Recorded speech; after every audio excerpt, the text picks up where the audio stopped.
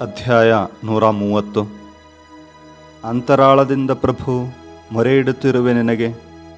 ಆಲಿಸು, ಕಿವಿಗೊಡು ಪ್ರಭು, ನನ್ನ ಆತ್ಮ ವಿಜ್ಞಾಪನೆಗೆ. ಪಾಪಗಳ ನೀ ಪಟ್ಟಿ ಮಾಡಿದೆಯಾದರೆ ಪ್ರಭು, ನಿನ್ನ ಮುಂದೆ ಯಾರು ತಾನೇ ನಿಲ್ಲಬಲ್ಲರು ವಿಭು. ಪಾಪವನ್ನು ಕ್ಷಮಿಸುವವನು ನೀನು, ಎಂತಲೇ ಭಯಭಕ್ತಿಗೆ ಪಾತ್ರನು. ಪ್ರಭುವಿಗಾಗಿ ಎನ್ನ ಮನ ಕಾದಿದೆ, ಆತನ ವಾಕ್ಯದಲ್ಲಿ ನಂಬಿಕೆ ನನಗಿದೆ. ಸೂರ್ಯೋದಯಕ್ಕಾಗಿ ಕಾವಲುಗಾರ ಕಾದಿರುವುದಕ್ಕಿಂತ, ಆತುರದಿಂದ ಬೆಳಗಾಗುವುದು ಎದುರು ನೋಡುವುದಕ್ಕಿಂತ ಅತಿಯಾಗಿ ಪ್ರಭುವನ್ನು ನಿರೀಕ್ಷಿಸುತ್ತಿದೆ ಎನ್ನ ಮನ ನಿರುತ.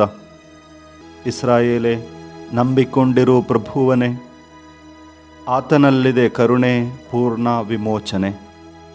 ಇಸ್ರಾಯೇಲನು ಉದ್ಧರಿಸುವನಾತ, ಅದು ಗೈದ ಸಕಲ ದೋಷಗಳಿಂದ.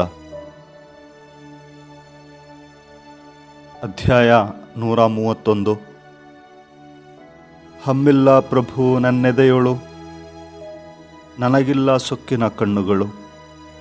ಶಕ್ತಿ ಮೀರಿದ ಕಾರ್ಯಕ್ಕೆ ನಾ ಕೈ ಹಾಕಿಲ್ಲ, ಅಸಾಧ್ಯವಾದುದನ್ನು ನಾ ಕೈಗೊಂಡಿಲ್ಲ ಎಂದೇ ನನ್ನ ಆತ್ಮ ಸಮಾಧಾನದಿಂದಿದೆ. ಮೌನದಿಂದಿದೆ ತಾಯ್ಮಡಿಲ ಕೂಸಂತೆ, ನೆಮ್ಮದಿಯಿಂದಿದೆ ತಾಯ್ಮಡಿಲ ಶಿಶುವಂತೆ. ಇಸ್ರಾಯೇಲೇ, ಪ್ರಭುವಿನಲ್ಲಿ ನಂಬಿಕೆಯಿಂದಿರು, ಇಂದಿಗೂ ಎಂದೆಂದಿಗೂ ಭರವಸೆಯಿಂದಿರು.